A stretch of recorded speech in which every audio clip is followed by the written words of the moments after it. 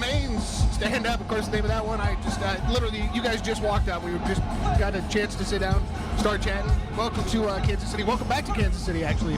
Thank you, sir. Thank you. Thank you. You guys were here last year. You got all fired up. We also had you back at Freakers a while back, and now you guys have been touring pretty damn hard. Yep. Over the course of this little run we've had. How is it? Are you having fun still? Everything enjoyable? I love it. Ollie's a party animal. He loves every second of it. Every day is a new adventure, and I get to do what I love to do for a living. So I'm appreciative of every second I have up here. Now that's pretty awesome. You guys have been. Or You Cannot Win's been out for a while now. Since November 6th of 2012. So, is there a process going on now? I mean, are you guys the kind of band that wants to be ready for the next one, writing on the road, or no? Well, I haven't started writing for the next release yet, but I would assume that next year we'll be gearing up for a new one. So take a little break from the road then, or? Yeah, we'll probably do some rehearsals after this tour, get some new songs in the set hopefully, and then start thinking about new material.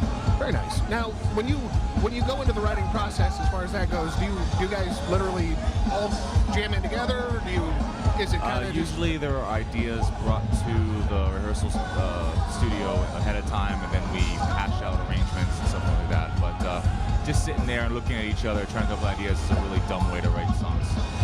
Okay. Well, and where do you get your ideas? I mean, is it something you see from the roads? Is it a? It's a combination of feel and thought, I would say. You know, because you've come up with something with gut instinct, and then you use a little bit of music theory and hash it over, and you're able to create, a structure out of it. Then, right.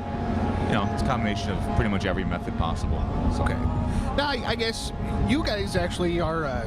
It's kind of neat to think one of the three bands that actually have a girl in the band this year. Were there any obstacles with that? Did you have? I mean, is it?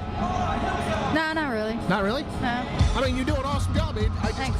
I always kind of wonder, because it seems like we had that era through the 90s where, I've been at this for a while, and I'd get a girl call me and say, hey, why don't you ever play a girl band? And they're words. Girls in bands.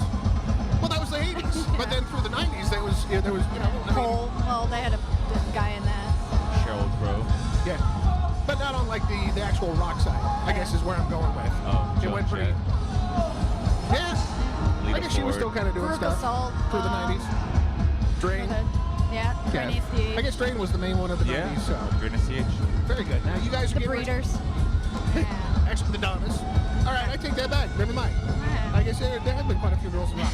I always like to open up for the Facebook questions. I like to let the listeners ask a couple questions, and I got a couple good ones here. Let's see. Lilani Stewart was actually wondering, as a girl in the band, do the boys treat you differently, or are you one of the guys? I mean, I take the brunt of most jokes. Right. I'm used to it at this point, though. I grew up with older brothers, and if I didn't have a good sense of humor, I would have quit like 7 years ago when I joined. So, do they kind of treat you like a little sister, hold you down in front of them and stuff? Yeah. Oh yeah. She's strong. She can handle it. Yeah. I get tickled, not by my band, but like our crew tickles me on like a daily basis. We can have a tickle fight tonight if you want. Is this something we might possibly see on stage this evening? No. I mean, you'll probably see Phil like kick me in the ass and probably make faces at each other. No, come on. Yeah, no, he kicks me. It's not that bad. It's not that harsh. No. It's all playful. It is. That's good. And Phil, I hear you're a gun guy. No, he's not even here. Yeah, I'm not Phil, even though I'm bald. But I hear Phil is. He is. I'm just getting started, guys, but I hear Phil's a gun guy, though. He is a gun guy. Yeah, Now, sure is. That's got to be kind of fun on the road. Well, Do you get to... Does he get to... No, nothing. No. it doesn't really come into play. No. Nothing in that mix. All right, you guys. It's not like that movie where the Zakk Wylde was shooting out signs with his, So you kind of got the Zach hair going. So you I could definitely see you swinging a shotgun out through the window. Hey, if it were legal, maybe. But I want to play Canada in my life. That's true. Canada is a little strict on that sort of They're strict about spitting on the sidewalk. stuff. Beautiful country, though. Yes. Beautiful country.